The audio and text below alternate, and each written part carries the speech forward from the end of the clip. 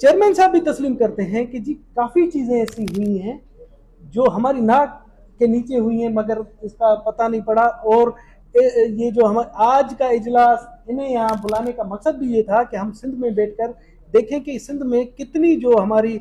मंदिर्स हैं, गुरुद्वारा हैं, या जो शमशान घाट है, या जो गैर मुस्लिम प्रॉपर्टी जो अवाकी प्रॉपर्टी ट्रस्ट के अंडर थी, उन पर कितने काबजीन हैं और कितने हमारे मंदिर फंक्शनल हैं, कितने हमारे गुरुद्वारे फंक्शनल हैं, कितने नॉन फंक्शनल है। तो इस हवाले से हमने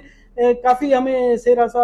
हासिल ब्रीफिंग दी गई, जिससे हमें काफ़ी चीज़ें समझने का मौका मिला है।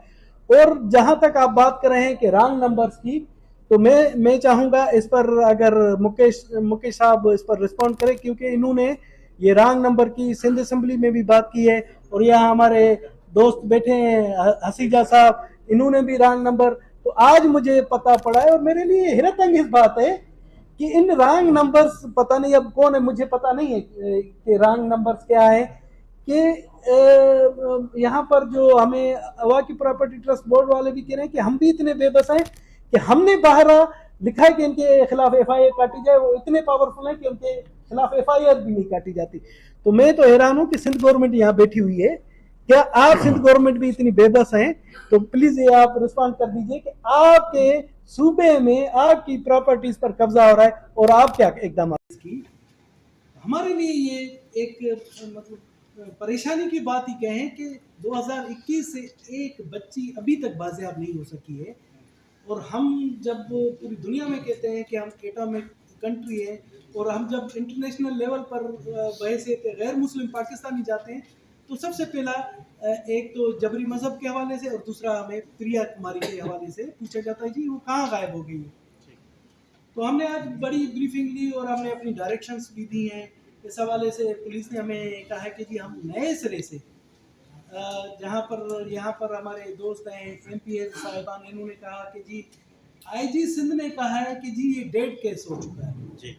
इसका भी कमेटी ने एक नोटिस लिया है, और हमने अपने मौजूद मेम्बरान को कहा है कि जी इसके हमें वीडियो प्रूफ दिए जाए ताकि हम इस पर कार्रवाई करें कि ये डेड केस नहीं है। जब तक हम जिंदा हैं इसको हम डेड केस होने नहीं देंगे, और इस पर हमने शेर हासिल बेस की है। और अब हमारे इन इकदाम की वजह से सिंध पुलिस ने ये कहा है कि जी हम कोई 10 दिनों से इस केस को दोबारा टैकल किया है, और हमारी डायरेक्शन है कि सिर्फ सिंध पुलिस ना करे। इसमें हमारी जो प्रीमियर एजेंसीज हैं ISIA, MIA, IBA,